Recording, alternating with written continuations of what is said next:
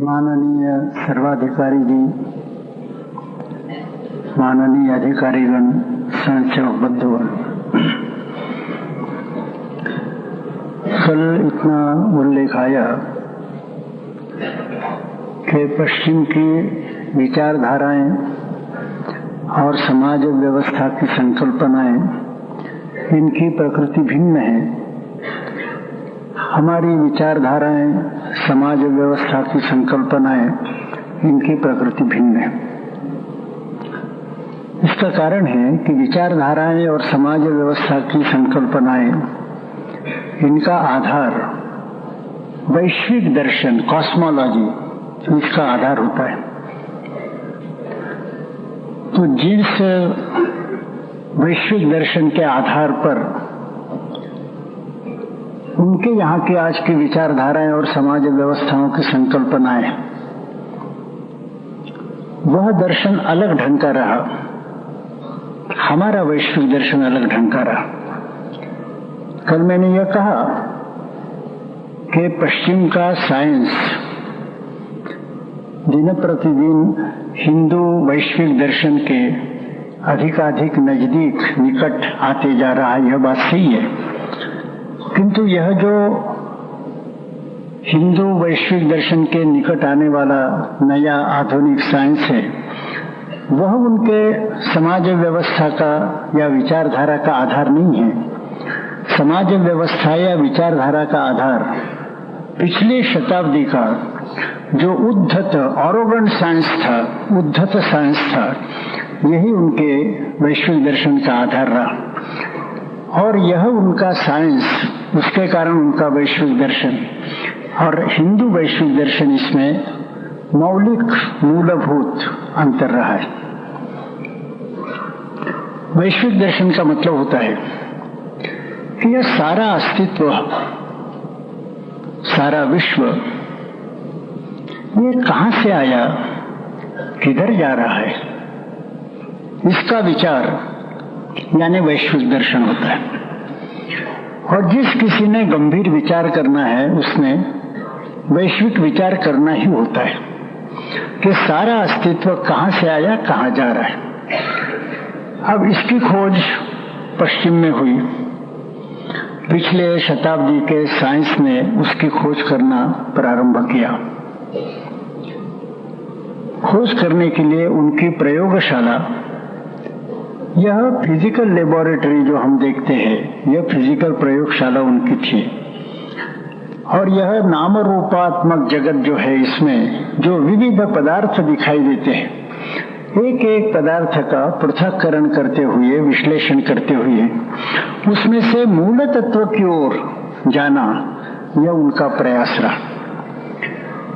तो उनके साइंस ने इस नाम रूपात्मक जगत के अनेकत्व को मान्यता दी।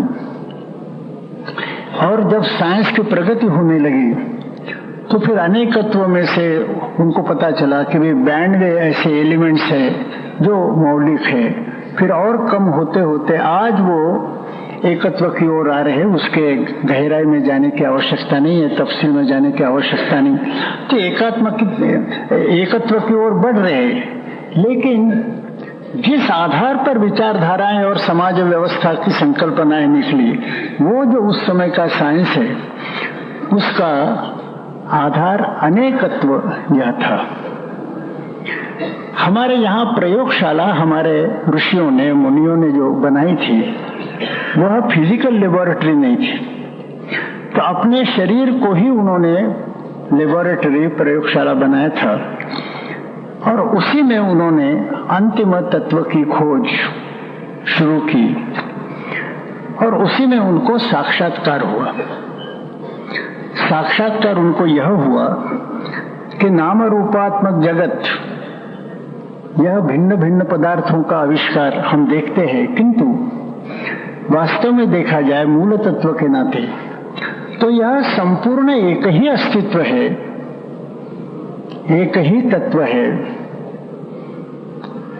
जो विभिन्नता दिखती है, वह एक ही तत्व के आविष्कार के रूप में है, किंतु संपूर्ण अस्तित्व एक है। सर्वं खल्विदं ब्रह्म, संस्कृत में कहा तो हमारे अंग्रेजी पढ़े लिखे आदमी के ख्याल में नहीं आया। मैंने कहा सरल अंग्रेजी में मैं बताता हूँ, ख्याल में आएगा। सर्वं खल्विदं ब्रह्म का मतलब होता है all is one. All are one नहीं है। ऑल आर वन बनने से मतलब होता है कि तरह तरह की चीजें नहीं, ऑल इज वन, सब मिलकर एक ही तत्व है। तो ये आधार, यह साक्षात्कार हर हिंदू को होता है ऐसी बात नहीं, लेकिन यह साक्षात्कार हर हिंदू का जीवन मूल्य है। ऑल इज वन सर्वं खल्विदं ब्रह्म, ऐसा नहीं है कि हर हिंदू उस अवस्था तक पहुंचता है, लेकिन यह जो अवस्था है वह हर हिंदू का जीवन मूल्य है। हम उसको जीवन मूल्य के रूप में मानते हैं। और जितनी हिंदू विचारधाराएं और समाज व्यवस्था की संकल्पनाएं निकली है, उसका मूल स्रोत गंगोत्री यानी यह साक्षात्कार है, सर्वं खल्विदं ब्रह्म, ऑल इज वन, यह है। इसके कारण संपूर्ण विचार में समग्रता है, और उनके साइंस का आधार अनेकत्व होने के कारण उनकी विशेषता समग्रता का अभाव है। तो विचारों की समग्रता यह हमारी विशेषता, विचारों की समग्रता का अभाव यह उनकी विशेषता। तो वैश्विक दर्शन का इस तरह से कुछ अंतर उनके और हमारे यह दिखाई देता है। इसका परिणाम आगे चलकर जो विचार निकले, व्यवस्थाएं निकली, उन पर होता है। अब हम देखें कि जब हमने यह सोचा या यह जीवन मूल्य मान लिया कि संपूर्ण अस्तित्व एक है, तो स्पष्ट है कि इसमें जितने ब्रह्मांड आते होंगे सब मिलकर एक अस्तित्व है। एक एक ब्रह्मांड में जितनी सृष्टियां आती होगी सब सृष्टि मिलकर एक ही अस्तित्व है। हर एक सृष्टि में जितने ग्रह गोल आते होंगे सब मिलकर एक ही है। और हर ग्रह में जैसे पृथ्वी है, जितने कुछ तथाकथित सजीव तथाकथित निर्जीव वस्तुएं दिखती होगी सब मिलकर एक ही अस्तित्व है।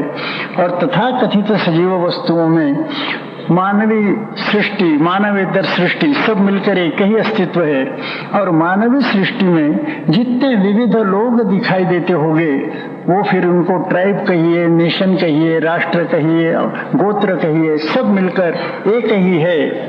और हर एक समाज में कई व्यक्ति दिखते होंगे, लेकिन सब व्यक्ति मिलकर एक ही है। यह एकत्व संपूर्ण विचारधारा में। अब ये ब्रह्मांड, विश्व वगैरह बड़े बड़ी बातें छोड़कर व्यक्ति और समाज का विचार जब हम करते हैं, तो एकत्व के कारण हमारे यहाँ विचार यह आया कि संपूर्ण समाज यह एक इकाई है और हर एक व्यक्ति उस इकाई का एक अंग मात्र है। जैसे शरीर और उसका एक एक अंग प्रत्यंग होता है, वैसे समाज यह शरीर, हर एक व्यक्ति उसका अंग प्रत्यंग। वैसे मानवता यह एक शरीर, हर समाज उसका अंग प्रत्यंग। इस तरह की अंगांगी भाव की धारणा हमारे यहाँ है। और इसके कारण व्यक्ति और समाज इस तरह का विचारों का द्वंद्व हमारे यहाँ नहीं रहा। शरीर और शरीर का एक एक अंग, इसमें द्वंद्व नहीं है।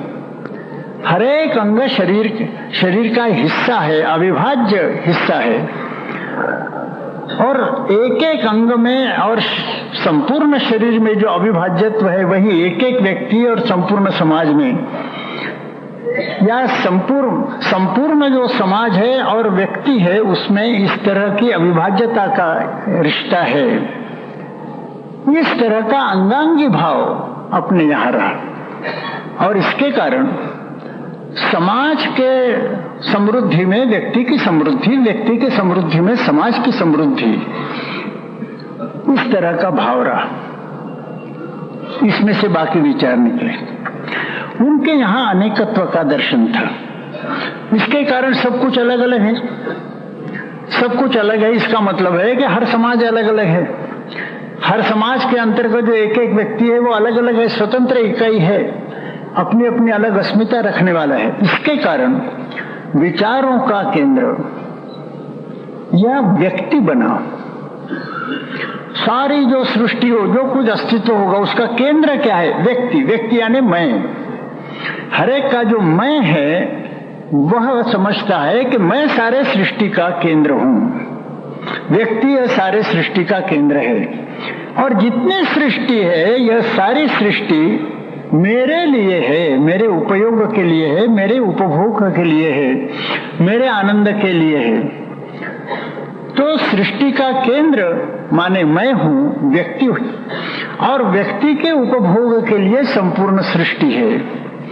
यह विचार आते ही फिर द्वंद्व आ जाता है कि मैं अपने व्यक्तिगत सुख के लिए यदि अन्य लोगों का शोषण करता हूं और उसमें मेरा सुख बढ़ता है, शोषण करने में आपत्ति क्या है? तो व्यक्ति और समाज का द्वंद्व वहां निर्माण होता है। व्यक्ति के अधिकार क्या है अगेंस्ट द सोसाइटी, समाज के विरोध में, हर एक व्यक्ति के समाज के विरोध में अधिकार क्या है, यह द्वंद्व शुरू होता है। सोशल कॉन्ट्रैक्ट थियरी ऐसा उसको बोला गया, सोशल कॉन्ट्रैक्ट थियरी, कि हर एक व्यक्ति के समाज के खिलाफ क्या क्या अधिकार है। हमारे यहाँ कहा गया कि व्यक्ति और समाज द्वंद्व ही नहीं है, इतनी एकात्मता है।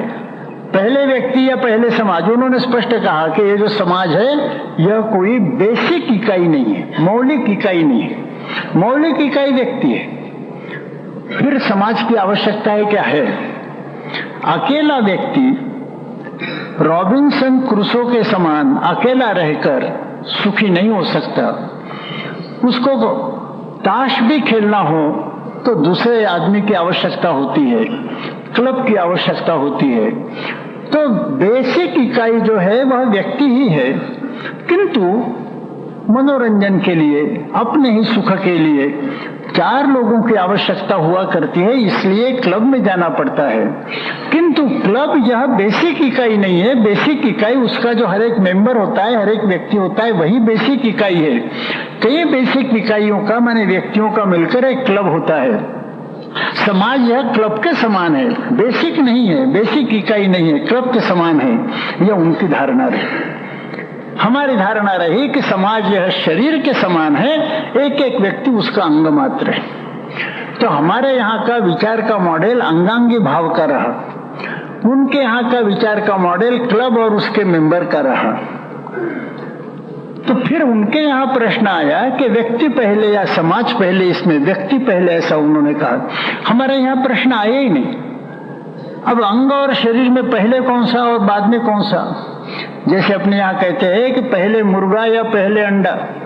पहले अंडा कहा तो अंडा कहाँ से आया? बगैर मुर्गी के। और पहले मुर्गी कहा तो बगैर अंडे के मुर्गी कहाँ से आई? तो इस तरह से यहाँ द्वंद्व नहीं है विचारों का। तो शरीर और अंग के समान समाज और व्यक्ति अविभाज्यता से संबद्ध एक दूसरे से है, ऐसा विचार आया। इसके कारण यहाँ फिर आया कि सुख का विचार मेरा या अकेले मेरा अलग नहीं हो सकता। संपूर्ण शरीर के सुख में मेरा सुख है, संपूर्ण शरीर के दुख में मेरा दुख है। इसलिए संपूर्ण समाज के सुख में मेरा सुख है, संपूर्ण समाज के दुख में मेरा दुख है। और इसलिए सुख का विचार करना है तो संपूर्ण समाज के सुख का विचार करना होगा। अलग से समाज को छोड़कर मैं अपने सुख का विचार कर ही नहीं सकता। इसके कारण शोषण दूसरे का करना, यह कल्पना यहाँ नहीं है। क्योंकि दूसरे का किसका शोषण करेंगे? हाथ यदि सोचे कि मैं पैर का शोषण करूं, पैर सोचे कि मैं पेट का शोषण करूं, ये जितना विचित्र होगा, वैसे ही एक व्यक्ति दूसरे व्यक्ति के शोषण का विचार हमारे यहाँ विचित्र माना गया, अस्वाभाविक माना गया। तो सभी मिलकर सभी के कल्याण का विचार करते हैं, ऐसी रचना अपने यहाँ हुई। इसके कारण यहाँ शोषण के लिए स्थान नहीं, वहां शोषण यह विचारों का आधार हो गया। क्योंकि हर एक व्यक्ति सृष्टि का केंद्र है, उसका सुख यही विचारों का सारा आधार है। सुख के लिए शोषण यदि आवश्यक है तो शोषण करने में आपत्ति नहीं है। तो कितनी भी मात्रा में अन्य लोगों का, प्राणियों का शोषण करने में आपत्ति क्या? इसीलिए कल जैसे मैंने कहा कि मानव केंद्रितता, होमोसेंट्रिसिज्म, कि मेरे लिए है, बाकी जितने प्राणी वगैरह है इन सबको मैं खा सकता हूँ, नष्ट कर सकता हूँ, क्या आपत्ति है, उनका विचार करने की आवश्यकता क्या है, यह होमोसेंट्रिसिज्म यह निर्माण हुआ। वैसे केवल केवल होमोसेंट्रिसिज्म नहीं तो बाकी मानवों का भी मैं शोषण कर सकता हूं, उससे यदि मेरा सुख बढ़ता है तो बढ़ाने में क्या आपत्ति है। यह विचार वहां निर्माण हुआ और यह विचार निर्माण होने के कारण अपने सुख के लिए दूसरे का शोषण, तो सब एक दूसरे का शोषण करने लगेंगे तो समाज कैसे चलेगा। इसलिए सोशल कॉन्ट्रैक्ट थियरी की कुछ सामंजस्य बिठाने के लिए सोशल कॉन्ट्रैक्ट थियरी यह वहां निर्माण है। हमारे यहाँ सोशल कॉन्ट्रैक्ट थियरी नहीं है। अब इसमें से एक एक विचार निकलता है। व्यक्ति का सुख, उसके लिए शोषण हो सकता है, तो सुख ज्यादा से ज्यादा व्यक्ति का काहे के कारण होता है? उपभोग बढ़ने के कारण। उपभोग ज्यादा से ज्यादा चाहिए तो ज्यादा से ज्यादा साधन सामग्री चाहिए, ज्यादा से ज्यादा साधन सामग्री चाहिए तो ज्यादा से ज्यादा पैसा व्यक्ति के पास चाहिए, ज्यादा से ज्यादा पैसा व्यक्ति के पास चाहिए तो फिर उसके सारे आर्थिक व्यवहार का आधार प्रॉफिट मोटिव, मुनाफा, यह उसका आधार होना चाहिए। ज्यादा मुनाफा यानी ज्यादा पैसा यानी ज्यादा साधन सामग्री माने ज्यादा उपभोग, यह एक साध्य साधन परंपरा महानिर्माण है। हमारे यहाँ सबका सुख है, इसके कारण सब एक दूसरे की सेवा करने में आनंद माने। सारे जो हमारे व्यवहार का उद्देश्य रहा यह सेवा, सर्विस मोटिव, यह हमारा उद्देश्य रहा। और हम सर्विस लोगों की नहीं कर रहे हैं, हम स्वयं अपनी सर्विस कर रहे हैं, समाज की सेवा कर रहे हैं, यानी हम स्वयं अपनी सेवा कर रहे हैं। क्योंकि समाज और व्यक्ति यह द्वंद्व नहीं है, इसके कारण सभी एक दूसरे की सेवा में रत है। ऐसा दृश्य हमारे यहाँ दिखा तो वहां प्रॉफिट मोटिव आया, हमारे यहाँ सर्विस मोटिव आया। प्रॉफिट मोटिव और सर्विस मोटिव आते ही अगली व्यवस्था में महान परिवर्तन आया। वहां प्रॉफिट मोटिव है। अब ज्यादा से ज्यादा प्रॉफिट कमाने का रास्ता क्या है? तो ऐसा दिखाई दिया अर्थव्यवस्था में। हम एक आर्थिक पहलू का आज विचार करें, वैसे तो सामाजिक, राजनीतिक सभी पहलुओं का विचार वैश्विक दर्शन में होता है, लेकिन उदाहरण के लिए हम आर्थिक पहलू का विचार करें तो प्रॉफिट मोटिव है, ज्यादा से ज्यादा प्रॉफिट कैसे हो सकता है। तो इसके लिए आज की अर्थव्यवस्था में यह आवश्यक है कि हम जिस माल को मार्केट में ले जाते हैं उसकी ज्यादा से ज्यादा कीमत आनी चाहिए, ज्यादा से ज्यादा कीमत आनी चाहिए। इसके लिए आवश्यक होता है, यह कानून का आज के बाजार का कानून है, law of demand and supply कहते हैं कि ज्यादा सप्लाई रहा तो कीमत घट जाती है, कम सप्लाई रहा तो कीमत बढ़ जाती है। तो प्रॉफिट बढ़ाना है तो कीमतें बढ़नी चाहिए, कीमतें बढ़नी चाहिए तो उसके लिए सप्लाई घटना चाहिए। सप्लाई यदि ज्यादा होगा तो कीमतें घट जाएगी, कीमतें घट जाएगी तो प्रॉफिट कम होगा। प्रॉफिट ज्यादा चाहिए तो कीमतें ज्यादा चाहिए, कीमतें ज्यादा चाहिए तो वस्तुओं का सप्लाई कम चाहिए। तो सप्लाई यदि किसी कारण ज्यादा हो गया तो उसको कृत्रिम उपायों से दबा के रखना या नष्ट करना, इसको कहते हैं कंट्राइव्ड स्केर्सिटी। स्केर्सिटी यानी अभाव, और कंट्राइव्ड यानी कृत्रिम उपायों से जो अभाव निर्माण किया जाता है। आपने सुना होगा कि अनाज सागर में डाला जाता है, तंबाकू सागर में डाला गया है, माल को दबा कर रखते हैं। इसके कारण कंट्राइव्ड स्केर्सिटीज, कृत्रिम अभावों का निर्माण किया जाता है। काहे के लिए? कीमतें ज्यादा बढ़े माने प्रॉफिट ज्यादा बढ़ेगा। तो उनकी जो अर्थव्यवस्था है यह कंट्राइव्ड स्केर्सिटीज की है कि ज्यादा से ज्यादा अभाव निर्माण किया जाए ताकि प्रॉफिट बढ़े। हमारे यहाँ उल्टा है, सबका सुख, सबका सुख इसका मतलब है कि सभी लोगों को जीवन आवश्यक वस्तुएं प्राप्त होनी चाहिए। प्राप्त होनी चाहिए तो प्राप्त करने के लिए खरीदी की शक्ति हर एक की होनी चाहिए। तो कीमतें कम होनी चाहिए, कीमतें गिरनी चाहिए। कीमतें तभी गिरेगी जब सप्लाई ज्यादा होगा। तो ज्यादा से ज्यादा सप्लाई, तो हमारी जो वैदिक इकोनॉमी है, it is an economy of abundance. वैदिक इकोनॉमी को इकोनॉमी ऑफ एबंडेंस कहा गया है कि समृद्धि, विपुलता, वस्तुओं की विपुलता होगी तो कीमतें घट जाएगी, कीमतें घट जाएगी तो सभी के लिए सारी वस्तुएं उपलब्ध होगी, सभी सुखी हो सकते हैं। तो सभी को सुखी करने का आर्थिक क्षेत्र का, मैं केवल एक क्षेत्र की बात कर रहा हूं, ऐसे सभी क्षेत्र के लिए नियम लागू होते हैं, लेकिन एक क्षेत्र की बात कर रहा हूं। तो आर्थिक क्षेत्र में सभी को सुखी बनाना है तो सभी को आवश्यक वस्तुएं प्राप्त होनी चाहिए। तो सभी को आवश्यक वस्तुएं प्राप्त हो सके इस तरह की रचना चाहिए, इसलिए वस्तुओं का सप्लाई ज्यादा चाहिए। तो इकोनॉमी ऑफ एबंडेंस ये हमारी विशेषता रही है। इकोनॉमी ऑफ कंट्राइव्ड स्केर्सिटी, कृत्रिम अभावों की इकोनॉमी, ये उनकी इकोनॉमी की विशेषता रही है। और फिर इसके कारण संपूर्ण विचार में कितना परिवर्तन होता है, केवल संकेत मात्र में करूं कि जब कीमतें गिरती है तो उसको वो कहते हैं मंदी, डिप्रेशन। तो जब आम तौर पर कीमतें गिरती है तो वहां के अर्थशास्त्रज्ञ सचिंत हो जाते हैं, बड़े फिक्र में आते हैं। वो कहते हैं अरे कीमतें गिर गई, चिंता क्यों है? क्योंकि प्रॉफिट गिर गया। कहते हैं कि बड़ा डिप्रेशन आया है, संकट आया है। हमारे यहाँ कीमतें यदि गिर जाएगी, हम आनंदित हो जाएंगे कि अब कीमतें गिर गई तो ज्यादा से ज्यादा लोगों को आवश्यक वस्तुओं का सप्लाई हो जाएगा, वो खरीद सकेंगे। अच्छी बात हुई, हम आनंदित हो जाएंगे। माने कीमतों का गिर जाना, उसके कारण वो सचिंत होते हैं, उसको मंदी या डिप्रेशन कहते हैं। कीमतों का गिर जाना, इसके कारण हम सुखी होते हैं क्योंकि लोगों को वस्तुएं प्राप्त हो सकती है। तो एक ही घटना के दो परस्पर विरोधी परिणाम हमारे अर्थशास्त्रज्ञों पर, हिंदू अर्थशास्त्रज्ञों पर और पश्चिमी अर्थशास्त्रज्ञों पर होते हैं।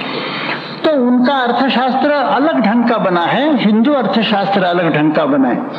और इसके कारण वहां के शास्त्रज्ञों ने ऐसा कहा है कि सैकड़ों वर्ष से, जब से उनके अर्थशास्त्र की रचना लोगों के ख्याल में आई, तब से लेकर आज तक उन्होंने कहा कि western economy is an economy of rising prices. माने जो पश्चिमी अर्थव्यवस्था है वह निरंतर बढ़ने वाले कीमतों की अर्थव्यवस्था है, निरंतर बढ़ने वाली कीमतें, इकोनॉमी ऑफ राइजिंग प्राइसेस। और हमारी हिंदू अर्थव्यवस्था, it is an economy of declining prices, निरंतर गिरने वाली, घटने वाली कीमतें, यह हमारी विशेषता रही है। तो दोनों अर्थव्यवस्थाएं, उनका आधार इसमें महान परिवर्तन है। इसके कारण हिंदू अर्थशास्त्र अलग हो जाता है, पश्चिमी अर्थशास्त्र अलग होता है। और दुनिया के सामने अब यह प्रश्न आ जाएगा, क्योंकि अभी तक हमारे इंग्लिश एजुकेटेड लोग पश्चिमी अर्थशास्त्र के दास गुलाम रहे हैं। अब सबको इस प्रश्न का उत्तर देना पड़ेगा कि मनुष्य का और मानव जाति का हित कल्याण यदि सिद्ध करना है तो कौन सी अर्थव्यवस्था चाहिए? निरंतर जिसमें कीमतें बढ़ते जाती है वह अर्थव्यवस्था मानव जाति के कल्याण के लिए होगी, या निरंतर जिसमें कीमतें घटती जाती है वह अर्थव्यवस्था मानव जाति के कल्याण के लिए होगी? इसका उत्तर देना पड़ेगा, वह समय अब आ गया है, ऐसी स्थिति है। तो इसमें से फिर अर्थव्यवस्था में अनेक अंतर, अनेक भेद, उनके और हमारी अर्थव्यवस्था में अनेक भेद हो जाते हैं। अपने यहाँ अंग्रेजी शिक्षा दीक्षा के प्रभाव के कारण हमारे अंग्रेजी शिक्षित, आंग्ल प्रभावित लोगों ने यह सोचा ही नहीं कि हमारी भी कुछ व्यवस्था है, वैदिक काल से चलती आई हुई हमारी भी कुछ व्यवस्था है। तभी तो हमारे यहाँ कहा गया सर्वे न सुखिन संतु। कैसे सर्वे न सुखिन हो सकती है, इसके रास्ता भी दिखाया गया। अंग्रेजों ने बताया कि तुम्हारे यहाँ कोई शिक्षा नहीं थी, तुम्हारे यहाँ कोई अर्थव्यवस्था नहीं थी, तुम्हारे यहाँ कोई विचार नहीं था, सारे विचार, शिक्षा, सारी व्यवस्थाएं अब हम ला रहे हैं, आपके यहाँ कुछ नहीं था। अंग्रेजों के साम्राज्य की चकचकाहट के कारण प्रभावित हमारे आंग्ल प्रभावित लोगों ने उनके सारे विचार मान लिए और कहा कि हिंदुस्तान में कुछ नहीं था, जो है वो वहां से लाना है, वहां से एक एक चीज उठा कर लाई। उसके कारण आज उनकी जो दुर्दशा पश्चिम में हो रही, वही दुर्दशा हम लोगों की यहाँ हो रही है। तो इतना हम समझ ले कि दोनों में बहुत अंतर है। अब दो मनोवृत्तियों का जो अंतर है वो सभी बातों में उसका रिफ्लेक्शन, उसका प्रतिबिंब होता है। बाकी गहराई में न जाते हुए केवल उदाहरण के लिए कि किस तरह से प्रत्यक्ष व्यवहार पर इन बातों का असर होता है, यह हम थोड़ा देखें। अर्थशास्त्र एक लंबा विषय है, किंतु केवल उदाहरण के लिए कि कैसे अंतर आ जाता है। और सारे अर्थव्यवस्था, अर्थशास्त्र में केंद्रित विचार के कोई होगा तो वह है संपत्ति का, वेल्थ। अब संपत्ति की हमारी कल्पना, हिंदू कल्पना, और संपत्ति की पश्चिमी कल्पना एक ही है क्या? हम हमारे इंग्लिश पढ़े लिखे और इसके कारण भारतीय हिंदू संस्कृति के दृष्टि से अनपढ़, ऐसे अनपढ़ लोगों के साथ, माने अंग्रेजी पढ़े लिखे लोगों के साथ जब बात करते हैं, वो हमको पूछते हैं संपत्ति में क्या, कल्पना में क्या अंतर होगा? संपत्ति माने संपत्ति, वेल्थ इज वेल्थ, चाहे वो हिंदू कल्पना रहे, पश्चिमी कल्पना रहे, ऐसा नहीं। हमारी कल्पना, उनकी कल्पना, इसमें अंतर है। अब वो अंग्रेजी पढ़े लिखे इसलिए उनको उनकी भाषा में समझाना पड़ता है, तो हम उनको बताते हैं कि भाई ऐसा है, हमारी संपत्ति की कल्पना जो है वो है the total basket of goods and services in the country. माने देश में किसी भी समय कुल मिलाकर जितनी वस्तुएं हैं और जितनी सेवाएं हैं, इनका मिलकर जो संकलन होता है, total basket of goods and services in the country, माने किसी भी एक समय देश में कुल मिलाकर जो वस्तुएं और सेवाएं होती है उनका संकलन माने देश की संपत्ति, ऐसा हम मानते हैं। फिर पश्चिमी क्या मानते हैं? वो भौतिकतावादी है ना, इसके कारण वो मानते हैं कि market price of the total basket of goods and services, ये जो हम कहते हैं total basket of goods and services, उसकी जो मार्केट प्राइस होगी माने देश की संपत्ति है, नेशनल वेल्थ है, ऐसी उनकी मान्यता है। तो नेशनल वेल्थ की उनकी मान्यता, सभी वस्तुओं की और सेवाओं की जो मार्केट प्राइस होगी वह है, और सभी वस्तुएं और सेवाएं मिलकर हम समझते हैं कि ये नेशनल वेल्थ, राष्ट्रीय संपत्ति होती है। केवल उदाहरण के लिए बताएं कि मान लीजिए कि देश में 500 पैंट्स हो गई, हम उनको समझाते हैं ना, तो धोती बोलने से मतलब नहीं, 500 पैंट्स हो गई, 100 पैंट्स, सुविधा के लिए 100 पैंट्स देश में है, तो कुल मिलाकर बास्केट क्या है? 100 पैंट्स का बास्केट है। हम कहेंगे कि हमारी राष्ट्रीय संपत्ति क्या है? 100 पैंट्स। अब एक एक पैंट की कीमत 5 रुपया है, इसलिए वो कहेंगे कि हमारी संपत्ति क्या है? 500 रुपया। हम कहते हैं कि 100 पैंट्स हमारी संपत्ति है, वो कहते हैं 500 रुपये हमारी संपत्ति है, और आप कहेंगे दोनों का मतलब तो एक ही है।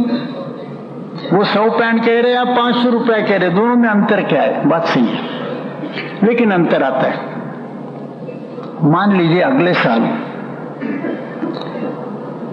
100 पैंट के जगह 200 पैंट्स निर्माण हुए,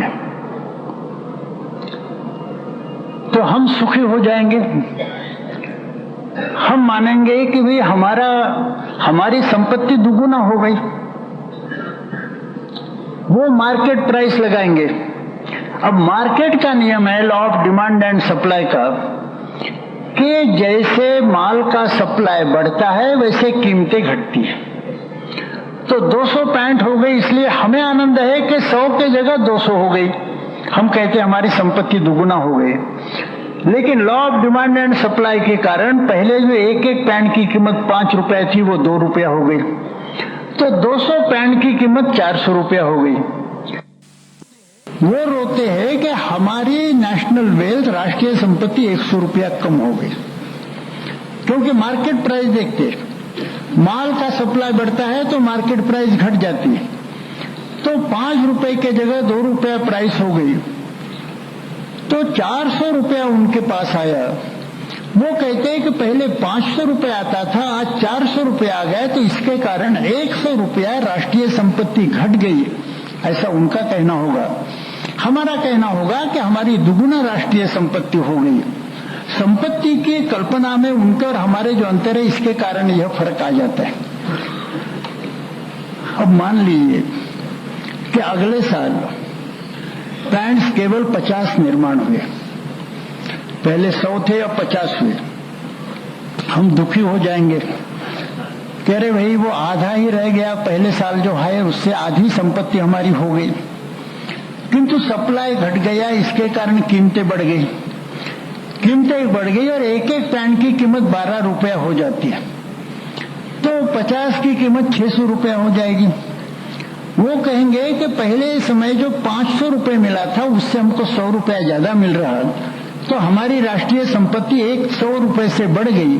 हम कहेंगे पहले हमारी 100 पैंट्स थी, वो 50 हो गई, तो राष्ट्रीय संपत्ति आधी रह गई।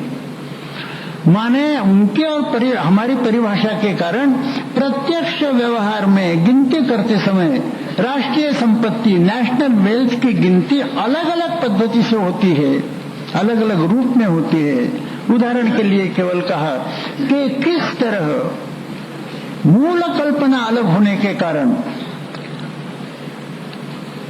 संपत्ति की परिभाषा में भी उनके और हमारे किस तरह परिवर्तन आता है। एक नेशनल इनकम करके एक टर्मिनोलॉजी है, नेशनल वेल्थ उसी का एक हिस्सा। नेशनल इनकम में ऐसा होता है कि इस वर्ष हमारे देश की कुल मिलाकर संपत्ति क्या है, इसको नेशनल इनकम बोलते हैं। राष्ट्रीय आमदनी, नेशनल इनकम की गिनती करने के कहीं 3-4 रास्ते हैं, लेकिन आमतौर पर एक रास्ता चलता है कि इस वर्ष की राष्ट्रीय आमदनी की गिनती कैसे करना। तो देश में रहने वाले सभी लोगों की जो आमदनी होगी उसका योग करना, उसकी सम टोटल करना, उसको जोड़ देना, सबका मिलकर जो योग होगा, सम टोटल होगा, वह माने राष्ट्र की आमदनी, राष्ट्रीय आमदनी।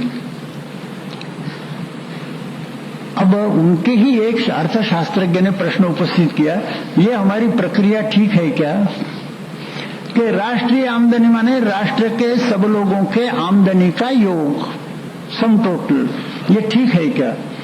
और उन्होंने एक उदाहरण प्रस्तुत किया, बहुत इंटरेस्टिंग है। उन्होंने कहा कि एक मालिक ने अपने घर काम के लिए एक नौकरानी को रखा, 200 रुपया पर मंथ उसको देते, साल के 2400 रुपये हो गए। अब नेशनल इनकम की जब गिनती होती है तो इस नौकरानी के 2400 रुपया भी उसमें जोड़े जाते हैं, ऐड किए जाते हैं। अब मान लीजिए कि उसका नौकरानी से प्रेम हो गया और उसके साथ विवाह कर लिया, अब वो उसकी पत्नी हो गई। पत्नी होने के कारण ये जो बात है गुड्स एंड सर्विसेज, तो वो नौकरानी के नाते जो काम करती थी, अब मालकिन के नाते तो वो ज्यादा सतर्कता के साथ काम करेगी। तो हमारा अंदाजा रहेगा कि उनके सर्विसेज में बढ़ोतरी हो गई तो नेशनल इनकम में बढ़ोतरी होनी चाहिए, लेकिन उनकी पद्धति दूसरी है। वो कहते वो पत्नी हो गई, माने नौकरा के नाते साल में जो 2400 रुपए उसको मिलते थे वो तो अब नहीं मिलेंगे। तो वो कहते हैं कि शादी के कारण, नौकरानी को पत्नी बनाने के कारण इसमें हमारी नेशनल इनकम 2400 रुपया घट गई। अब कल्पना करें कि अरे नौकरानी के नाते वो काम करती थी, उससे पत्नी के नाते अधिक अच्छा काम करेगी कि नहीं, अधिक अच्छा काम करेगी तो फिर सर्विसेज अधिक अच्छे होने के कारण आमदनी बढ़ी, ऐसा मानना चाहिए। वो कहते हैं कि आमदनी 2400 रुपये से घट गई। ये केवल थोड़े उदाहरण मैंने आपके सामने इसलिए रखे कि उनका विचार हमारा विचार इसमें बहुत अंतर है, और इसके कारण वैश्विक दर्शन के आधार पर ये जो सारे विचार निकलते हैं राष्ट्र जीवन के विभिन्न क्षेत्रों के, उनके विचार और हमारे विचारों में कितना अंतर है, यह केवल दिखाने के लिए यह बताया। उनके वैश्विक दर्शन के कारण तरह तरह की विचारधाराएं वहां निकली। सोशलिज्म है, कम्युनिज्म है, कैपिटलिज्म है। अब वैसे तो ये परस्पर विरोधी विचारधाराएं ऐसा लोगों को लगता है, लेकिन आपस में विरोधी होते हुए भी सबका गोत्र एक है। सोशलिज्म, कम्युनिज्म, कैपिटलिज्म सबका गोत्र एक है। ऐसा है कि जैसे मेरा गोत्र गौतम है, लेकिन मैं त्रिप्रवरान्वित हूं, गौतम अंगिरस आयाचित, वैसे उनका सबका गोत्र मटेरियलिज्म है, भौतिकतावाद है, और उसके 3 प्रवर है, कैपिटलिज्म, सोशलिज्म, कम्युनिज्म। तीनों प्रवर एक ही गोत्र के हैं, मटेरियलिज्म के। और यह मटेरियलिज्म हमारा वैश्विक दर्शन, इसमें मूलभूत अंतर है। हमारे वैश्विक दर्शन में सभी बातों का आधार सनातन धर्म है, सनातन धर्म।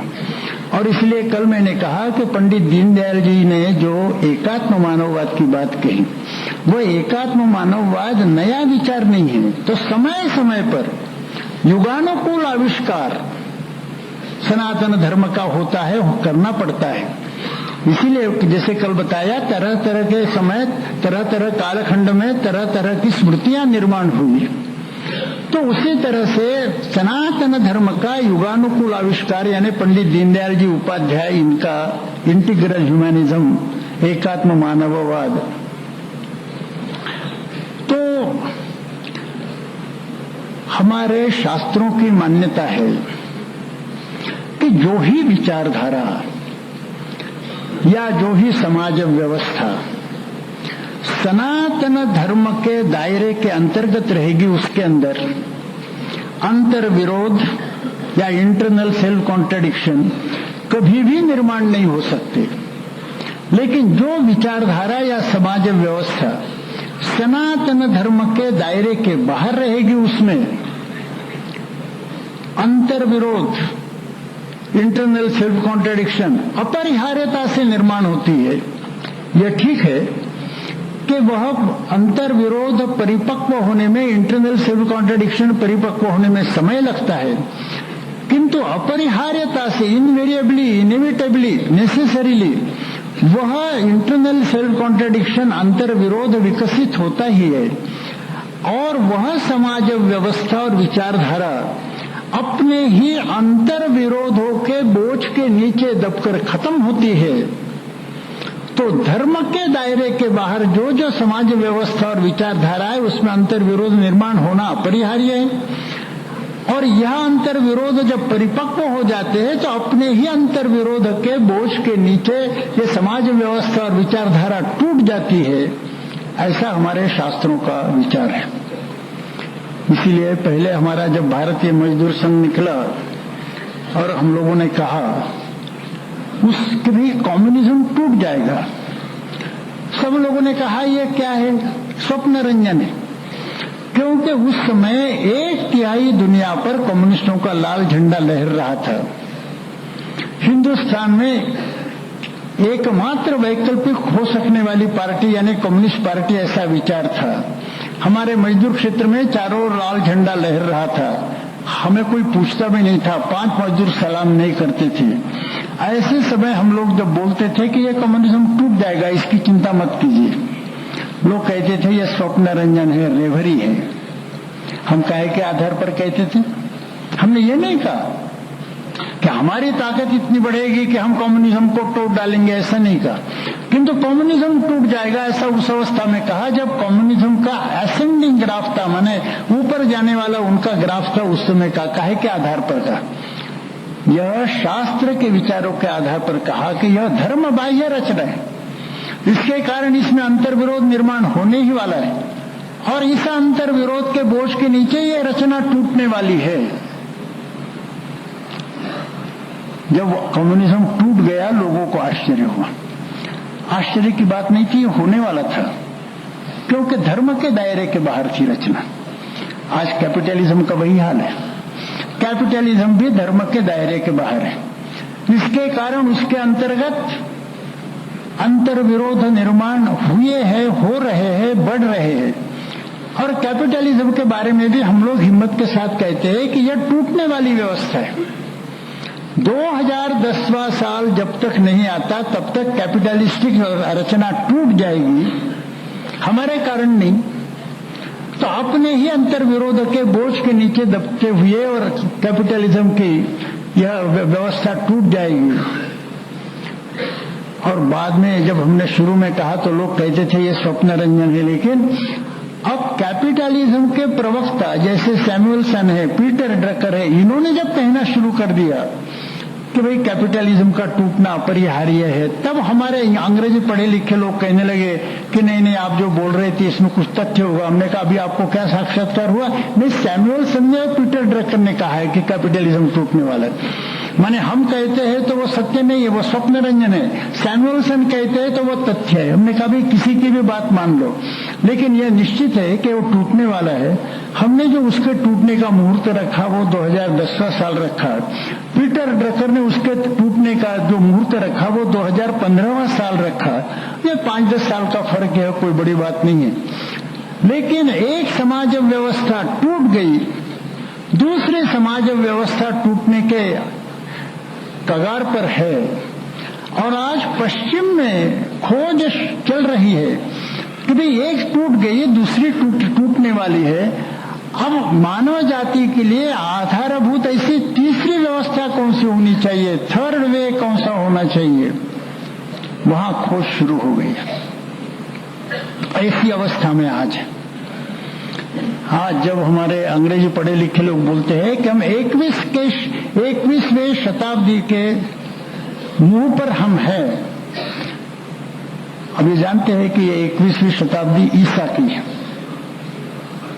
हमारे जो आचार्य है, हमारे एक मित्र है जो काल निर्णय के विषय में बहुत जानकारी रखते हैं, वो कहते भी हिंदू काल गणना तो बहुत प्राचीन काल से। उन्होंने हमको बताया कि ब्रह्म के द्वितीय परार्ध के श्वेतवाराह कल्प के, कई कल्प है उसमें से श्वेतवाराह कल्प के, वैवस्वत मनवंतर के, कई मनवंतर है उसमें से वैवस्वत मनवंतर के 28वें युग के 51वें शताब्दी में हम जल्दी प्रवेश करने वाले। हमारे मित्र है, उनका नाम मयूरेश्वराचार्य ऐसा है, तो उन्होंने हमको ये खबर दी है।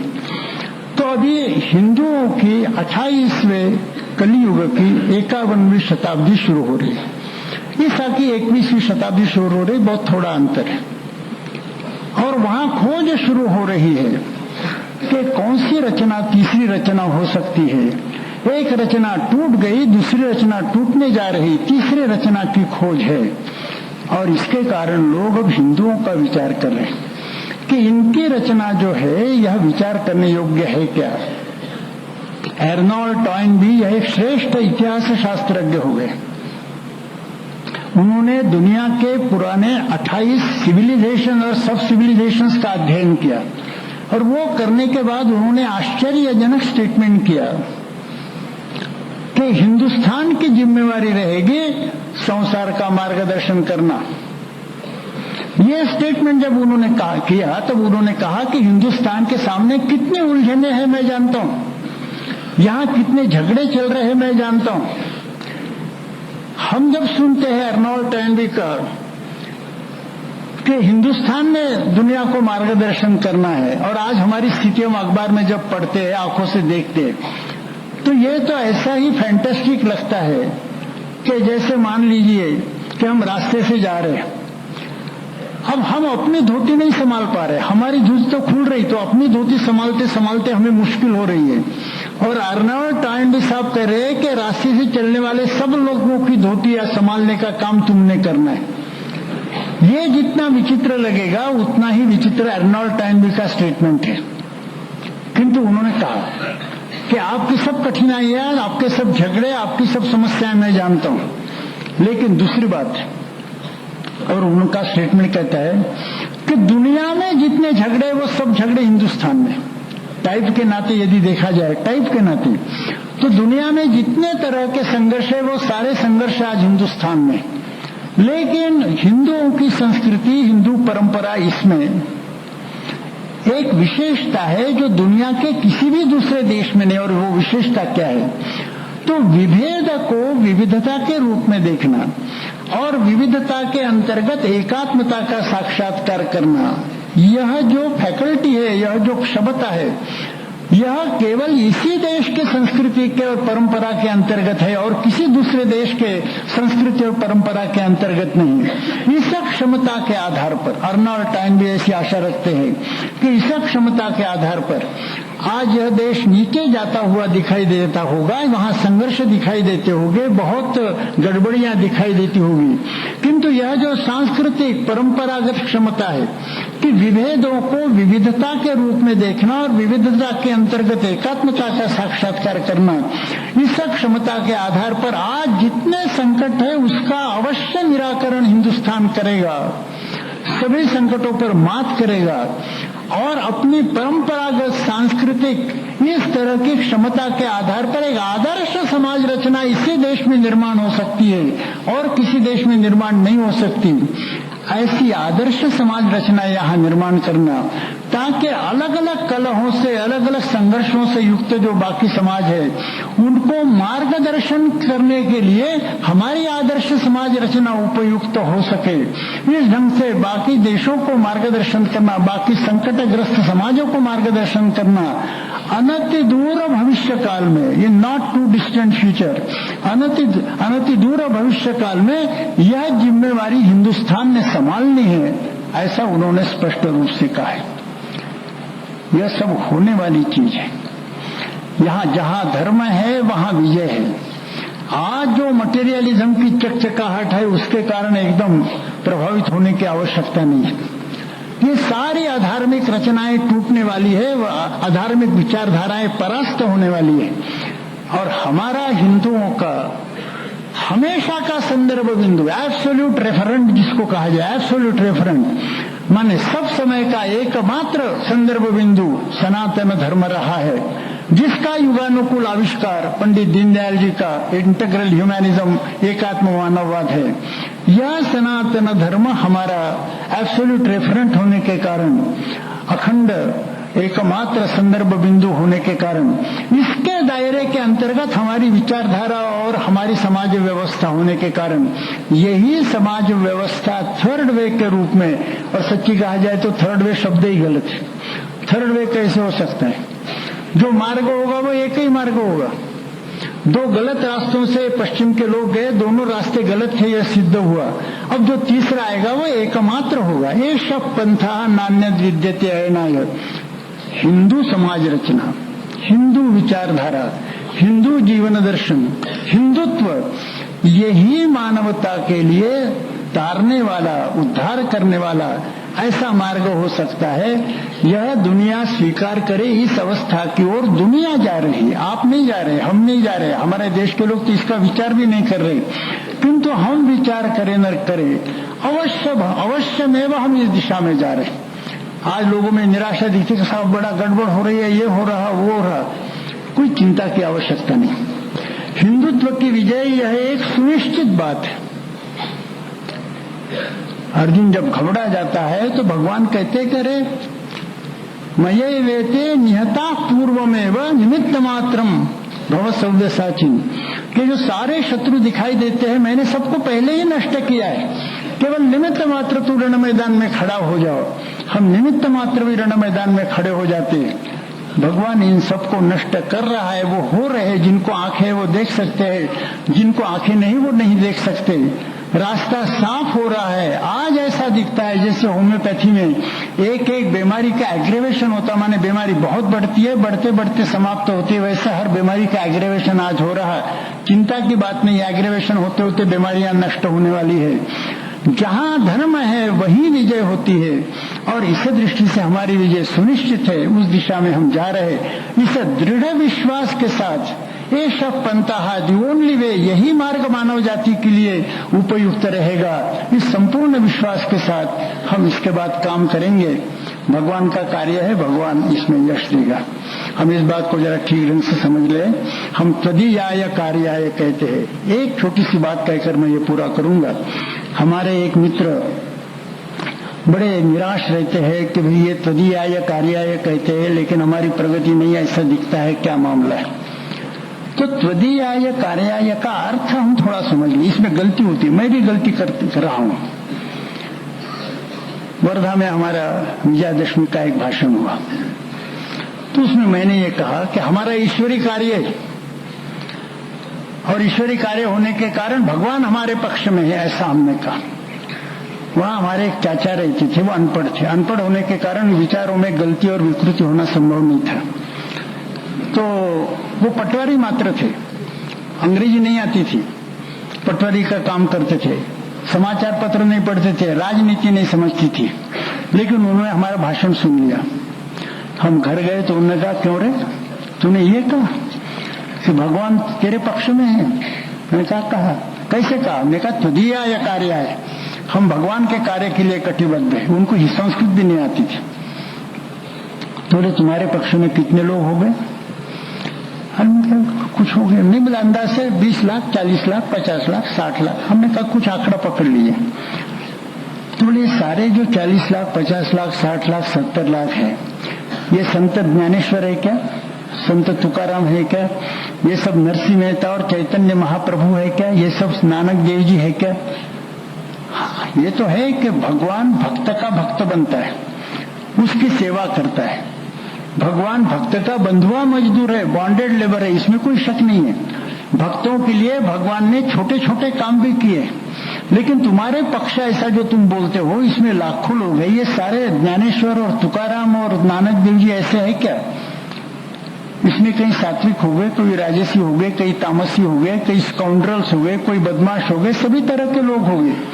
हमने कहा सभी तरह के लोग हो गए, तो इनका सबका बंधुआ मजदूर तुम भगवान को बनाते हो? कुछ संकोच नहीं लगता? अब मैं चकरा गया। तो उस समय तो बोला नहीं, भोजन हो गया, विश्रांति हो गई। चाय के समय मैंने कहा कि चाचा जी आपने कहा वो तो ठीक है, फिर हम जो कहते हैं कि त्वदीयाय कार्य है, तो इसका मतलब क्या है? हमें यह कहने का अधिकार नहीं कि भगवान हमारे पक्ष में। बोले तुमको कोई अधिकार नहीं, भगवान तुम्हारा बंधुआ मजदूर नहीं है, तुम्हारे पक्ष में सात्विक, राजसी, तामसी तरह तरह के लोग होंगे। तुमने कहा त्वदीयाय कार्य का मतलब क्या? बोले ये मुझे समझा। त्वदीयाय कार्य का मतलब क्या? मैंने कहा त्वदीयाय कार्य का मतलब होता है कि तुम्हारे काम के लिए। बोले तुम्हारे काम के लिए है ना? हाँ, माने किसके काम के लिए? ईश्वर के काम के लिए। तो पक्ष किसका हो गया? ईश्वर का हो गया। मदीयाय कार्याय नहीं है, मेरे काम के लिए, ऐसा नहीं है। त्वदीयाय कार्य है, तो जिसका कार्य है उसका पक्ष है, तो पक्ष भगवान का है। तो हमारे पक्ष में भगवान है, यह कहना गलत है। भगवान के पक्ष में हम है, पक्ष भगवान का है, कार्य भगवान का है। हमारे पक्ष में भगवान नहीं, भगवान के पक्ष में हम है। दोनों में अंतर है। बोले जब तुम कहते हैं कि हमारे पक्ष में भगवान है, तो मतलब है कि पक्ष और कार्य तुम्हारा है, भगवान सहायक है। और जब तुम कहोगे कि भगवान के पक्ष में हम है, तो मतलब होगा कि पक्ष और कार्य भगवान का है, हम उसके केवल सहायता करने वाले, उसके साधन के रूप में, उसके इंस्ट्रूमेंट के रूप में केवल हम हैं। तो हमारी धारणाएं इस विषय में यदि हम ठीक करते हैं, तो यतो धर्मस्ततो जहा, हम और अंतिम विजय, इसके बीच में कोई शक्ति ठहर नहीं सकती।